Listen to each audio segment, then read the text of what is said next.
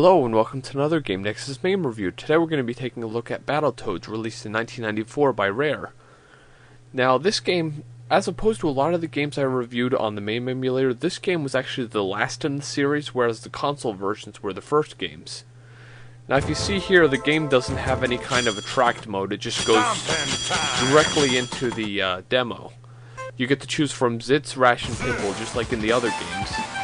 And before each stage, you get to see which boss you'll be facing. Like this one is this crazy dog bull guy. I always thought he looked like a dog, but it turns out he's a bull because he's going to ram the toads. And as I said, the interesting thing is, this series originated on the NES. In 1991, the original NES version was released, which was ported to various consoles. There was a Game Gear version, there was a Genesis and Mega Drive version, there was a Game Boy version, and of course there was also an Amiga version. Now, in 1993, on the NES, Sega Genesis, and Super Nintendo, there was Battletoads Double Dragon, which was an attempt to take the Battletoads gameplay and combine it with the Double Dragon gameplay as well, which the gameplay kind of felt like mostly Battletoads, but it had a little Double Dragon flair here and there. Definitely a good game. After that, there was Battletoads in Battle Maniacs for the Super Nintendo / Famicom in 1993. Then in that same year, there was Battletoads in Ragnarok's World, released on the Game Boy. Then, of course, in 1994, this game we're looking at right now was released. And this is definitely a very unique addition to the series. The big addition here is that, as opposed to the previous releases, there is a bit more violence in this one and even a little bit of adult humor. If you saw right there, his hand turned into a big drill and actually drilled into the bad guy with all this blood and all those explosions and everything. The other games were a little bit more like humorous and a little less violent. But still, this is a good end to a really good series of beat-em-up games.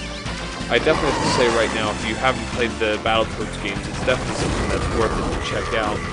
And in a lot of the games, there was these little flies that you get that give you more health. And more about the Battletoads here. As I said, there was a little bit of adult humor here and there, and that thing which is often called the Drilla Killa, that's what they call it. The Battletoads Big Bad Boot, which you'll see later on in this footage here, which is just a big boot. They just really kick the enemy. And then we just beat up all these little rat guys. Now, like a lot of beat-em-up games, this game uses the common palette swap when it comes to the enemies.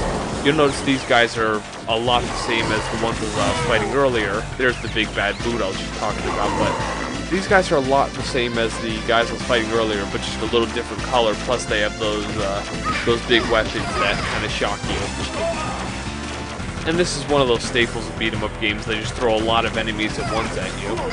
I have to admit right now I'm not the best at this game, but I am pretty decent at it. More of the flies just when you need them, of course.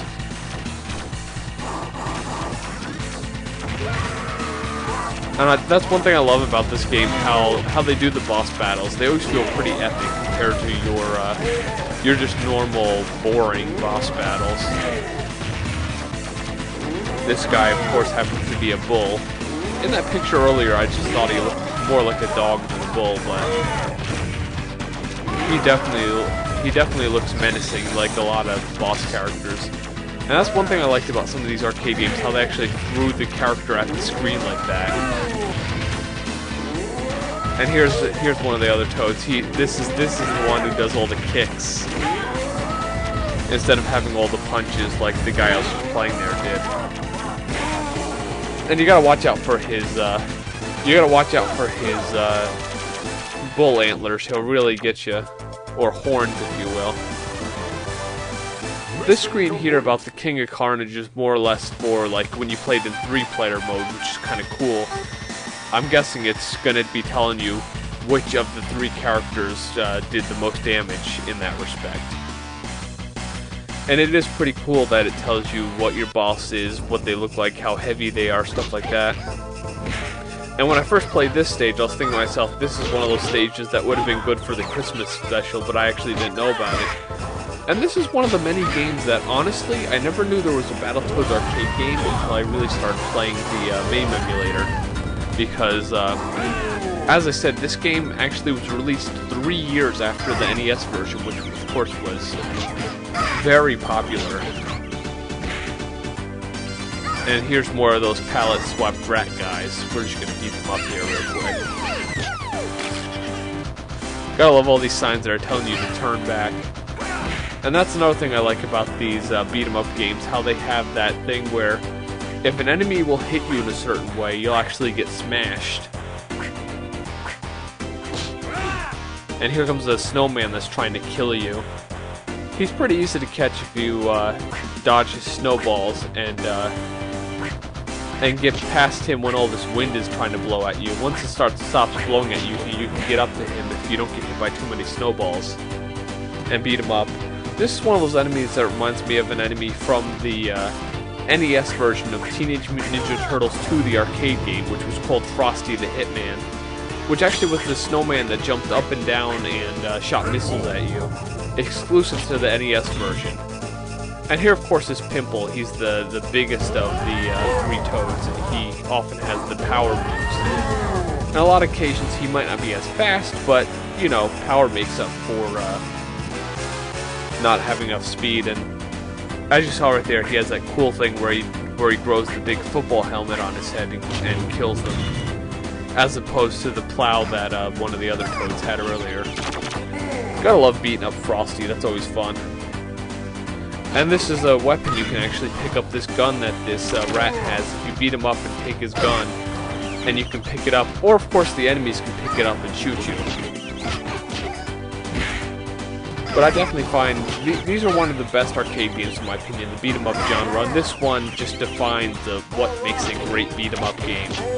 It's really fun, and of course the original NES version and any of the ports are fun as well. Like the Battletoads Double Dragon I especially like on the NES.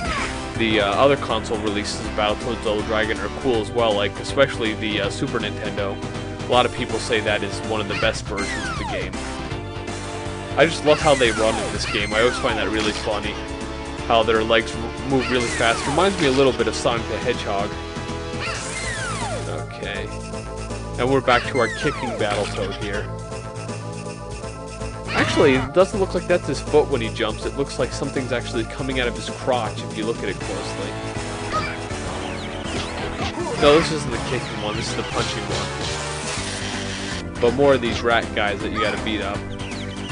But yeah, as I was saying, definitely, Battletoads is well worth playing if you like the beat-em-up genre, and if you just like action games in general. It's a nice comic book style beat-em-up game, and especially if you can find 1 or 2 other people to play with, that's when it really gets fun with these games, if you can have a lot of friends playing with it. And this is one of those games that at this point of this review, it's not on yet, but it would be great for Xbox Live Arcade or PSN.